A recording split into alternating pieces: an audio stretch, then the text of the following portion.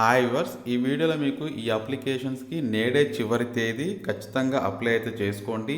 ఈ చివరి తేదీ అప్లికేషన్ నేడే ఏ అప్లికేషన్కి చివరి తేదీ ఈ వివరాలు తెలుసుకోవాలంటే ఈ వీడియో ఎండ్ వరకు చూడండి. ప్రతి ఒక్కరూ చాలా వరకు వీడియో చూస్తున్నారు కానీ లైక్ సబ్స్క్రైబ్ షేర్ చేయట్లేదు. అలా చేస్తేనే చాలామందికి వీడియో రీచ్ అవుతుంది. ఖచ్చితంగా ఈరోజైతే అప్లై అయితే చేసుకోవడానికి ప్రయత్నం అయితే చేసుకోండి. ఎందుకంటే ఈరోజు చివరి తేదీ కాబట్టి నేను ఈ వీడియోని మన ఛానల్లో అందిస్తున్నాను.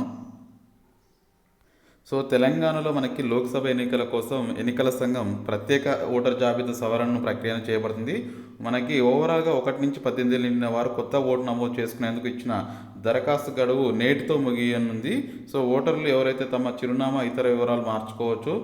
వెబ్సైట్లో తహసీల్దార్ కార్యాలయంలో ఓటర్ కోసం అప్లై చేసుకోవచ్చని అధికారులు తెలిపారు. ఫిబ్రవరి 8న మనకి తుది ఓటర్ల జాబితా ప్రకటించనున్నారు. సో ఈలోపు ఎవరైతే కొత్తగా ఇంకా అప్లై చేయని వాళ్ళు ఎవరైనా ఉంటే మన ఛానల్ని చూసి ఈరోజు వెళ్ళేసి అప్లై అయితే చేసుకుంటారని చెప్పేసి ఈ వీడియో చేయడం జరుగుతుంది.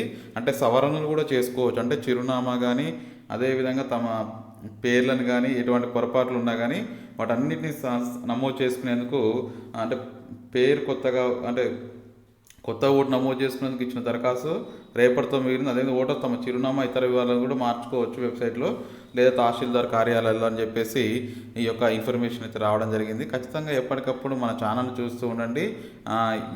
ఏదైతే టోటల్గా ఫిబ్రవరి 8న ఎవరైతే తీసుకున్నారో ఈ ఓటర్లు ఎక్కించుకున్న వారి లిస్టు మొత్తం మళ్ళీ ఫిబ్రవరి 8న విడుదల చేస్తామంటే ఎవరైతే కొత్తగా ఓటర్లు పొందినవారు పాత ఓటర్లు అంతా కలిపి జాబితాని మళ్ళీ ఫిబ్రవరి 8న విడుదల చేస్తామని చెప్పేసి చెప్పడం జరిగింది. ఇది మొత్తానికైతే ఓటర్ జాబితా సవరణ ప్రక్రియకు సంబంధించి వచ్చిన న్యూస్. ఖచ్చితంగా ఎప్పటికప్పుడు మన ఛానల్ని చూడండి. ఫర్దర్గా ఎటువంటి డౌట్స్ ఉన్న అడగండి. Thank you for watching.